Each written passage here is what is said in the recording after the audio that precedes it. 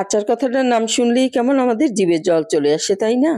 এই যে জিনিসটা আপনারা দেখতে পাচ্ছেন, ধনেপাতা সারা বছর প্রচুর দাম থাকে। আমরা যদি সিজনে এর একটু আচার তৈরি করে রাখতে পারি, তাহলে কিন্তু ভাত খিচুড়ির সঙ্গে অনায়াসে সারা বছর খাওয়া যাবে। তো চলুন একটু আচার তৈরি করছি। আর এটা পুরো দেখতে হলে থাকতে হবে সম্পূর্ণ ভিডিওতে আমার সঙ্গে। আমি প্রথমে কিছুটা তেঁতুল নিয়ে নিলাম। এটাকে আমি পানি দিয়ে ধুয়ে ভালোভাবে ভিজিয়ে রাখবো। এ দিয়ে আমি কাঠটা বের করে নিব। তারপর নিয়ে নিচ্ছি ধনিয়া পাতাগুলো। এটা একটু কেটে নিতে হবে। আমি এই শিকড় টিকড় গুলো কেটে ফেলে দিয়ে এটা ভালোভাবে এখন কেটে নিব 2-3 টুকরো করে। তারপর সুন্দরভাবে পরিষ্কার করে ধুয়ে নিতে হবে। আমি কিছুটা পানি নিয়েছি। এতে সব ধনিয়া পাতাই আমি ভালোভাবে পরিষ্কার করে নিব, যেন এতে কোনো বালু বা কোনো ময়লা না থাকে, সেটা খেয়াল রাখবেন। বালু থাকলে কিন্তু আচারটা খেতে ভালো লাগবে না। আমি একটা কাপড়ে সুন্দর মতো ছড়িয়ে দিব, যেন এতে কোনো পানি না থাকে। এই 3-4 ঘন্টার মতো এরকম ছড়িয়ে রাখলেই হবে। এখন আমি এই ফাঁকে তেঁতুলের কাঠটা বের করে নিচ্ছি। ভালোভাবে কষলে কষলে কিন্তু এর কাঠটা বের করে ছেঁকে নিতে হবে। তারপরে আমি চুলায় একটা প্যান বসিয়ে দিয়েছি। এখন আমি এর কিছুটা মশলা তৈরি করে নেব আচারের জন্য। তার জন্য দিয়ে দিচ্ছি 2 চা চামচের মতো সরিষা আর 3টা শুকনো মরিচ। আরও দিয়ে দিচ্ছি 1 চা চামচ পরিমাণে পাঁচফোড়ন। হালকা একটু ভেজে নেব আমি, খুব বেশি ভাজবো না, যেন সুন্দর একটা ঘ্রাণ বেরিয়ে আসে। সে পর্যন্তই আমি লো হিটে ভেজে নিব। একদম পুড়িয়ে ফেলা যাবে না, তাহলে কিন্তু আচারটা তেতো হয়ে যাবে, তখন আর খেতে ভালো লাগবে না। তারপরে আমি দিয়ে দিচ্ছি সেই ধনিয়া পাতা। দিয়ে আমি শুকনো খোলায় একটুখানি টেলে নেব, যেন এর গায়ে যদি কোনো পানি থাকে সেটা শুকিয়ে যায়। এরকম করে কিছুক্ষণ লো হিটে আমি ভেজে নিচ্ছি, যেন কালারটাও চেঞ্জ না হয়। হালকা করে ভেজে নিতে হবে। আমি পুরোটাই ব্লেন্ডারের জারে দিয়ে এতে দিয়ে দিচ্ছি যে মশলাটা আমি করে নিলাম, সেটা 1 চা চামচ দিয়ে আমি এটা ব্লেন্ড করে নিব, যেন আস্ত আস্ত থাকে, একদম ব্লেন্ড করে ফেলা যাবে না। এখন আমি অন্য একটা মশলা তৈরি করে নিচ্ছি। এর জন্য দিয়ে দিচ্ছি 2 টেবিল চামচ পরিমাণে সরিষার তেল আর যে তেঁতুলের কাঠটা আমি বের করে রেখেছিলাম তার সম্পূর্ণটুকু দিয়ে এর সঙ্গে আরো কিছু মশলা দিয়ে দিচ্ছি। আমি ধনে গুঁড়ো দিচ্ছি 1 চা চামচ পরিমাণে, দিয়ে দিচ্ছি লাল মরিচের গুঁড়া 1 চা চামচ পরিমাণে, দিয়ে দিচ্ছি লবণ স্বাদ মতো। এটা দিয়ে আরো দিয়ে দিচ্ছি কাশ্মীরি চিলি পাউডার 1 চা চামচ পরিমাণে। কাশ্মীরি চিলি পাউডারটা দিলে হবে কি, এর রংটা সুন্দর হবে, সুন্দর একটা লাল কালার চলে আসবে, দেখতে ভালো লাগবে। দিয়ে দিচ্ছি লাল মরিচের গুঁড়া। কাশ্মীরি পাউডারটা আপনাদের কাছে না থাকলে এটা স্কিপ করতে পারেন। দিয়ে দিচ্ছি 1 চা চামচ পরিমাণে চিনি। এতে হবে কি, টক ঝাল মিষ্টির স্বাদটা ব্যালেন্স হবে। এটা ভালোভাবে কষিয়ে নিতে হবে, যেন কোনো পানি না থাকে। আরো দিয়ে দিচ্ছি 1 চা চামচ পরিমাণে যে মশলাটা আমি করে রেখেছিলাম, সেটা দিয়ে আমি দেখুন একদম পানিটা শুকিয়ে নিয়েছি। পুরো মশলাটাই আর তেলটা আছে এখানে শুধু। এটা তুলে নিচ্ছি। তুলে এর ভিতরে দিয়ে দিচ্ছি আমি ধনেপাতা সবটুকু। এটা আর চুলায় দিয়ে জাল করা যাবে না কিন্তু, তাহলে এর স্বাদটাও থাকবে না আর কালারটাও থাকবে না। দিয়ে আমি ভালোভাবে মিক্স করে নিব, যেন এর স্বাদ গন্ধ সবকিছুই সুন্দরভাবে থাকে। দেখুন মিক্স করা হয়ে গেছে। এরপরে আমি কিছুটা সরিষার তেল গরম করে নিব, এটা একটা সাইডে রেখে দিচ্ছি। এখন আমি দিয়ে দিচ্ছি এখানে 1/3 কাপের মতো সরিষার তেল। দিয়ে এর মধ্যে দিয়ে দিব আদা কুচি। এখানে আমি 1 চা চামচ পরিমাণে একদম মিহি কুচি করে নিয়েছি আদা। দিয়ে দিচ্ছি একটা বড় আস্ত রসুন, একদম খোসা ছাড়িয়ে একটু কেটে কেটে দিয়েছি। দিয়ে এটা যখন কালারটা হালকা চেঞ্জ হয়ে আসবে, দেখুন আমি দেখিয়ে দিচ্ছি, এটার কালারটা কিন্তু হালকা একটু চেঞ্জ হয়ে আসছে। এখন এর মধ্যে আমি দিয়ে দিব 4টা শুকনো মরিচ, এতে এর ঘ্রাণটা ভালো হবে। আরও দিয়ে দিচ্ছি পাঁচফোড়ন, এই অল্প পরিমাণে 1 পিঞ্চের মতো।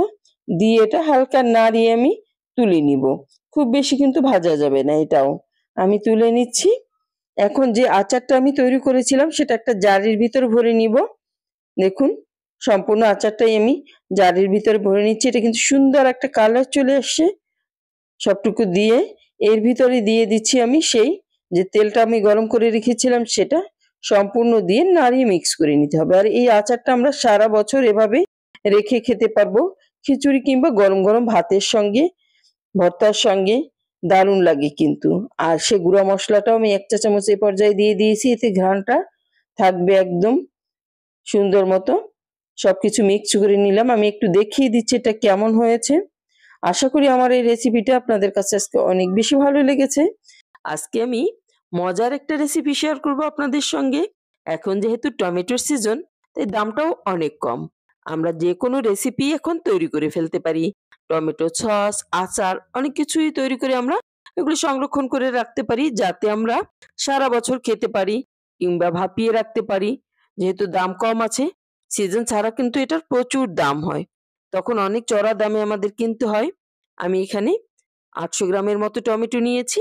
এটাকে কেটে নিচ্ছি। আজকে আমি তৈরি করব আচার।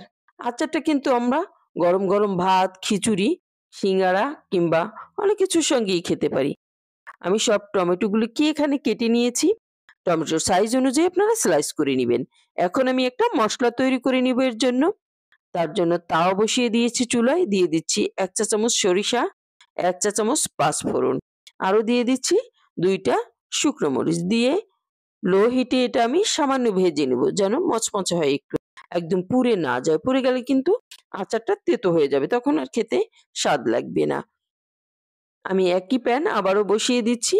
আমার ওটা গুঁড়ো করা হয়ে গেছে। এখন দিয়ে দিলাম 1/2 কাপ পরিমাণে সরিষার তেল। যেহেতু আমি আচার তৈরি করব, তাই সরিষার তেলটা অবশ্যই জরুরি। দিয়ে দিচ্ছি ৩-৪ টা শুকনো মরিচ ভেঙে, দিয়ে দিচ্ছি ২ টা তেজপাতা, আরো দিয়ে দিচ্ছি থেতো করা কিছুটা রসুন, কিছুটা আস্ত রসুনও দিয়ে দিব। আস্ত রসুনগুলো এভাবে আস্ত থাকবে, দেখতে ভালো লাগবে আর খেতেও ভালো লাগবে। আমি সবকিছু দিয়ে দিচ্ছি কিছুটা পাঁচফোড়ন। আস্ত পাঁচফোড়ন দিয়ে দিলাম। দিয়ে একটুখানি ভেজে নিব এটা। দেখুন এটা ফুটে উঠছে। এ পর্যায়ে আমি এতে দিয়ে দিচ্ছি সবটুকু টমেটো।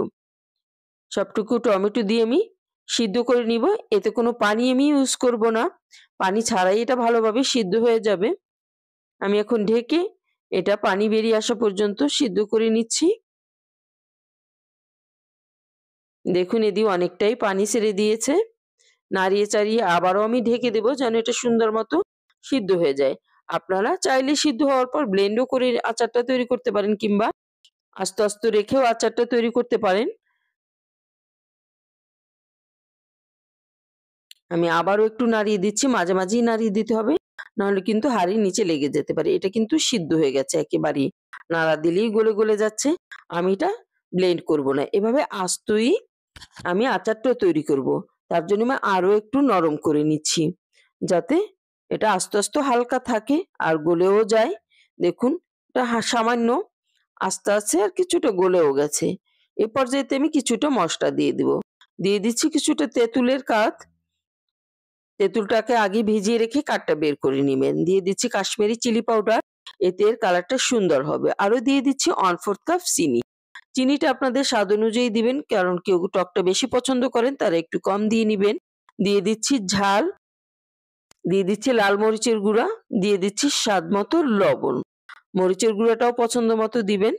দিয়ে দিচ্ছি হলুদের গুঁড়া। আরো দিয়ে দিচ্ছি 1/4 কাপ পরিমাণে সিরকা। সিরকাটা দিলে হবে কি, আচারটা অনেক দিন পর্যন্ত সংরক্ষণ করতে পারবেন। এটা নষ্ট হবে না। দিয়ে আমি ভালোভাবে এখন রান্না করে নিব।